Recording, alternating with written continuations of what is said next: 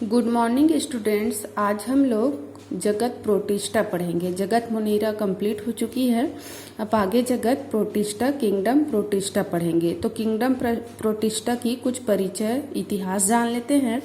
जैसे कि यूकैरियोटिक जो कोशिका होती है एक कोशिकी जीव होती है जो केवल एक कोशिकाओं का बना होता है। यूकैरियोटिक होती है मतलब इसकी जो कोशिका होती है वो विकसित होती है जिसमें सभी कोशिकांग पाए जाते हैं। ये प्रोटिस्टा शब्द का उपयोग सर्वप्रथम जर्मन वैज्ञानिक E.H. हैकल्स द्वारा 1866 में किया गया। अब तक इसकी 50,000 जातियों की खोज की जा चुकी है जिसमें से लगभग 20,000 विलुप्त है। ये जो जीव होती है गीली मिट्टी, सड़ी गली पदार्थ, कार्बनिक पदार्थ में पाया जाता है। प्रोटिस्टा यूकैरियोटिक प्रोटिस्टा स्वपोषी विषमपोषी दोनों प्रकार के होते हैं। प्रोटिस्टा जीव हमारे शरीर में सहजीवी परजीवी के रूप में रहते हैं। जैसे हमारी आंत में एंट अमीबा हिस्टोलिटिका तथा कीटों की आंत में ये सेलुलोज का पाचन करने का कार्य करता है। प्रोटिस्टा जगत के कुछ लक्षण होते हैं जैसे ये एक कोश की यूकैरियोटिक जलीय जीव होती है। कोशिका भित्ति अनुपस्थित होती है।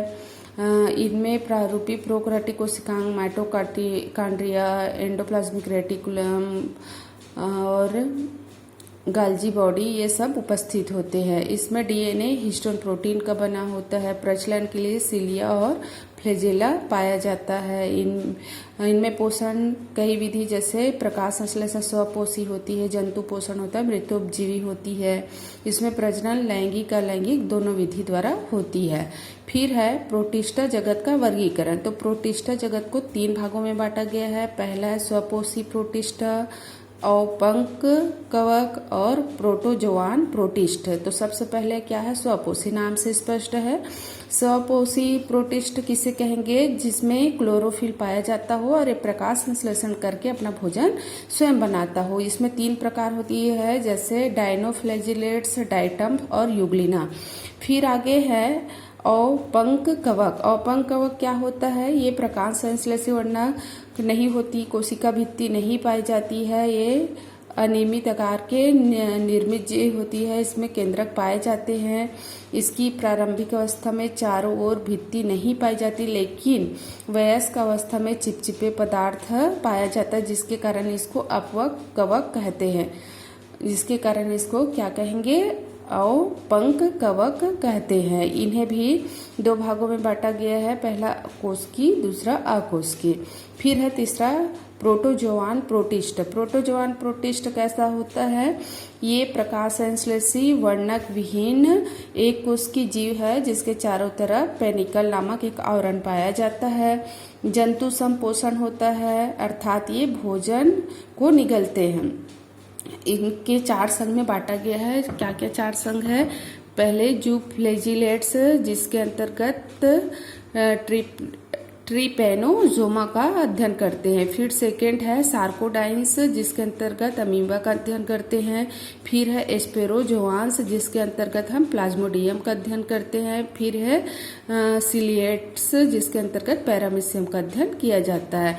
फिर यहाँ पर प्रोटिस्टा का एक संरचना बताया गया है कि एक कोश की प्रोटिस्टा में क्या क्या पाया जाता है। तो देखो यहाँ ये जो सेल है ये प्रोटिस्ट सेल होती है। प्रोटिस्टा जगत की जीव है जिसमें एक फ्लैजेला धागेनुमा संरचना दिखाई दे रही पूंछनुमा, वो फ्लैजेला कहलाती है। इसी से ये प्रचलन करती है। फिर ये कोशिका भित्ति से घिरी होती है जो सेलुलोज की बनी होती है। यहाँ पर जो संरचना दिखाई दे रही है माइटोकॉन्ड्रिया कहलाती है। और यहाँ पर ये न्यूक्लियस केंद्रक होती है। केंद्रक चारों तरफ से केंद्रक झिल्ली से घिरा होता है। यहाँ पर छोटा छोटा ग्रेन्यूल क्लोरोफिल पाया जाता है। फिर यहाँ पर छोटा छोटा जो गोलाकार संरचना दिखाई दे रही है ये राइबोसोम कहलाती है।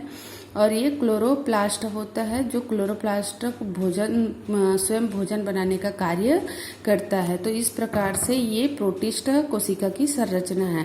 फिर आगे इसकी लाइफ साइकिल कैसी होती है, इसकी जन्म से मृत्यु तक की जितनी भी क्रियाविधि होती है वही लाइफ साइकिल होती है। तो ये 3 प्रकार के लाइफ साइकिल कंप्लीट करता है।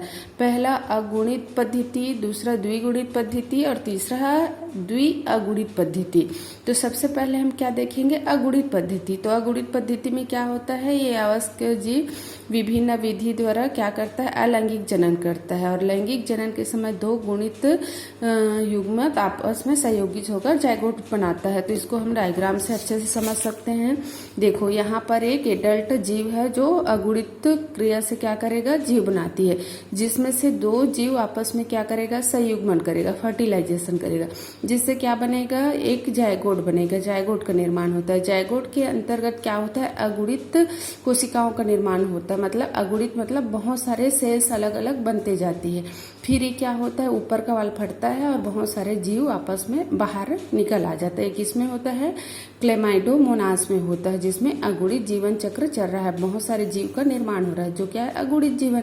फिर है द्विगुणित। द्विगुणित में क्या होता है, एक एडल्ट जीव है जो असेक्सुअल मतलब अलैंगिक विधि द्वारा, देखो दो भागों में बट रहा है, यहाँ पे दो जीव अलग अलग जीव हो गए। अब ये दोनों अलग अलग जीव आपस में क्या करेगा, संयुग्मन करेगा और समसूत्री विभाजन करेगा, जहाँ से अगुणित कोशिका का निर्माण होगा। देखो यहाँ पर 4 कोशिका बने हैं।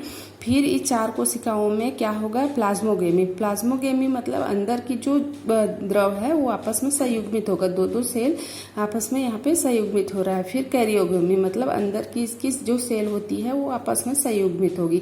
और इस प्रकार से ये क्या कर रही है, यहाँ पर द्विगुणित संयुग्मन हो रही है, पहले प्लाज्मोगेमी के माध्यम से और दूसरा कैरियोगेमी के माध्यम से। प्लाज्मा में जब संयुग्मन होगा अंदर, तो प्लाज्मोगेमी और कैरियोगेमी जब केंद्रक में आपस में संयुग्मन होगा तो कैरियोगेमी।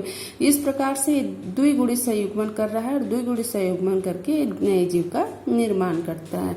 फिर थर्ड है द्विअगुणित पद्धति। द्विअगुणित पद्धति में दोनों कंडीशन में होगा। यहाँ पर देखो पहले क्या हो रहा है, दो अलग अलग जीव है जो संयुग्मन करके यहाँ पे बहुत सारे अगुणित जीव का निर्माण कर रहा है। फिर अगुणित जीव आपस में दो का संयुग्मन कर रहा है, द्विगुणित जीवों का निर्माण कर रहा है, फिर वो जायगोट बना रहा है, फिर इसमें अगुणित। तो इस प्रकार से पहले द्विगुणित, फिर अगुणित, फिर द्विगुणित साइकिल चलते रहता है, इसीलिए इसको द्विअगुणित पद्धति कहते हैं। फिर आगे है प्रोटिस्ट जीवों में प्रजनन।